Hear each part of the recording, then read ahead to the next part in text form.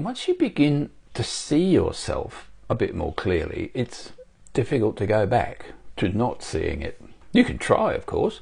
We all do at times. We fall back into familiar patterns, to old ways of thinking, to habits that feel comfortable. But something has shifted because now part of you knows. And that can create a kind of tension between what you know and how you're actually living. It's not dramatic. It's just there in small moments. When you say yes, when you know, you meant no. When you stay silent and you know something needs to be said. When you go along with something that doesn't quite feel right anymore. And it's not that you suddenly change everything, it's more that you can feel the difference between what's true for you and what isn't.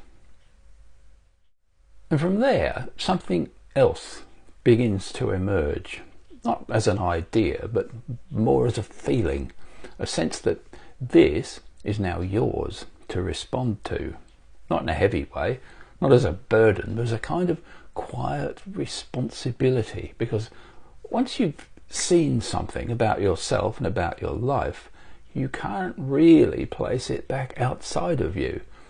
You can ignore it, you can delay it, but you know it's there. And over time, the question shifts again from why is this happening to something a bit more direct.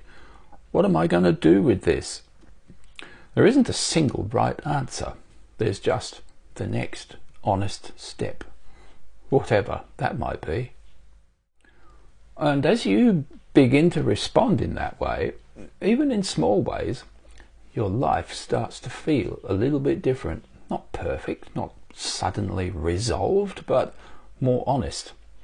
You might find yourself saying what you actually think a bit more often, or choosing differently, even when it's inconvenient, or letting go of something that no longer feels right.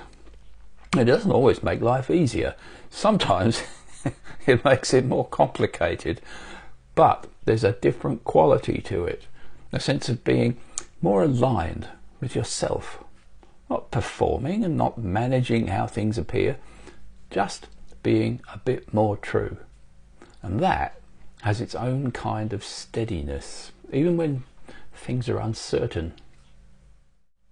And somewhere along the way, something else begins to change. The question of meaning, of purpose.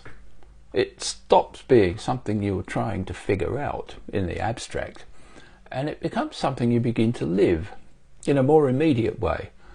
Not as a grand plan, but as in how you show up, in the choices that you make, in what you give your attention to, and often without trying to pursue fulfillment directly, you begin to feel it.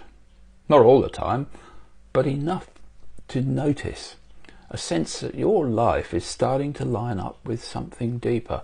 Not because you've worked it all out, but because you've started to live a bit more honestly with what you already knew.